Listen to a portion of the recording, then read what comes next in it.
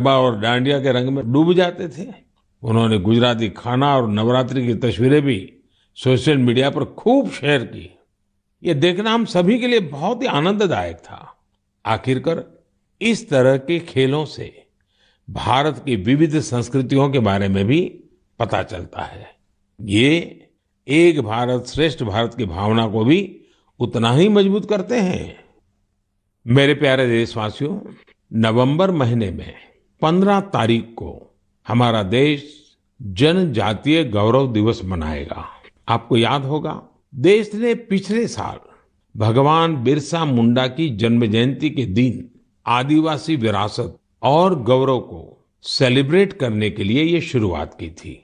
भगवान बिरसा मुंडा ने अपने छोटे से जीवन काल में अंग्रेजी हुकूमत के खिलाफ लाखों लोगों को एकजुट कर दिया था। उन्होंने भारत की आजादी और आदिवासी संस्कृति की रक्षा के लिए अपना जीवन बलिदान कर दिया था। ऐसा कितना कुछ है जो हम धरती आबा बिरसा मुंडा से सीख सकते हैं। साथियों, जब धरती आबा बिरसा मुंडा की बात आती है, छोटे से उनके जीवन काल की तरफ नजर करते हैं, आज भी हम उसमें से बहुत कुछ सीख सकते हैं। और धरती आबा ने तो कहा था, ये धरती हमारी है, हम इसके रक्षक हैं। उनके इस वाक्य में मातृभूमि के लिए कर्तव्य भावना भी है और पर्यावरण के लिए हमारे कर्तव्यों का एहसास भी है। उन्होंने हमेशा इस बात पर जोर दिया था कि हमें हमारी आदिवासी संस्कृति को भूलना नहीं है, उससे रत्ती भर भी दूर नहीं जाना है। आज भी हम देश के आदिवासी समाजों से प्रकृति और पर्यावरण को लेकर बहुत कुछ सीख सकते हैं।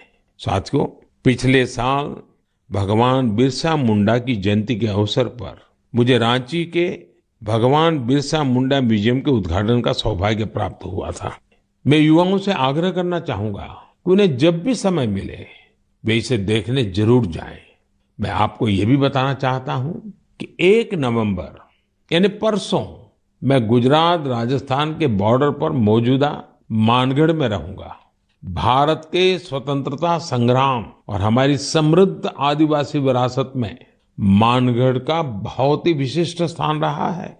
यहाँ पर नवंबर 1913 में एक भयानक नरसंहार हुआ था, जिसमें अंग्रेजों ने स्थानीय आदिवासियों की निर्ममता पूर्वक हत्या कर दी थी।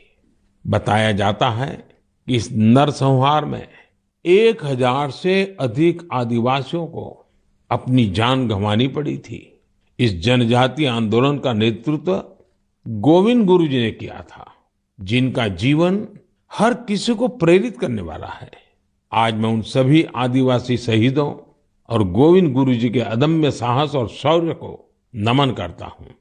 हम इस अमृत काल में भगवान बिरसा मुंडा, गोविंद गुरु और अन्य स्वतंत्र सेनानियों के आदर्शों का जितनी निष्ठा से पालन करेंगे, हमारा देश उतनी ही ऊंचाइयों को छुएगा। मेरे प्यारे देशवासियों, आने वाली 8 नवंबर को गुरुपुरब है। गुरु नानक जी का प्रकाश पर्व जितना हमारी आस्था के लिए महत्वपूर्ण है, उतना ही हमें इससे सीखने को भी मिलता है। गुरु नानक देव जी ने अपने पूरे जीवन मानवता के लिए प्रकाश फैलाया। पिछले कुछ वर्षों में देश ने गुरुओं के प्रकाश को जन जन तक पहुंचाने के लिए अनेकों प्रयास किए हैं। हमें गुरु नानक देव जी का 550वां प्रकाश पर्व देश और विदेश में व्यापक स्तर पर मनाने का सौभाग्य मिला था। दशकों के इंतजार के बाद करतारपुर साहिब कॉरिडोर का निर्माण होना भी उतना ही सुखद है। कुछ दिन पहले ही मुझे हेमकुंड साहिब के लिए रोपवे के शिलान्यास का भी सौभाग्य मिला है। हमें हमारे गुरुओं के विचारों से लगातार सीखना है, उनके लिए समर्पित रहना है। इसी दिन कार्तिक पूर्णिमा का भी है।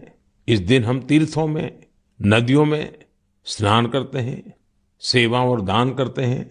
मैं आप सभी को इन पर्वों की हार्दिक बधाई देता हूं। आने वाले दिनों में कई राज्य अपने राज्य दिवस भी मनाएंगे।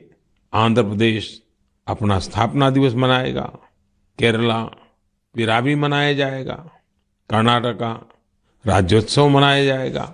इसी तरह मध्य प्रदेश, छत्तीसगढ़ और हरियाणा भी अपने राज्य दिवस मनाएंगे। मैं इन सभी राज्यों के लोगों को शुभकामनाएं देता हूं। हमारे सभी राज्यों में एक दूसरे से सीखने की, सहयोग करने की और मिलकर काम करने की स्पिरिट जितनी मजबूत होगी, देश उतना ही आगे जाएगा। मुझे विश्वास है हम इसी भावना से आगे बढ़ेंगे। आप सब अपना ख्याल रखिए, स्वस्थ रहिए।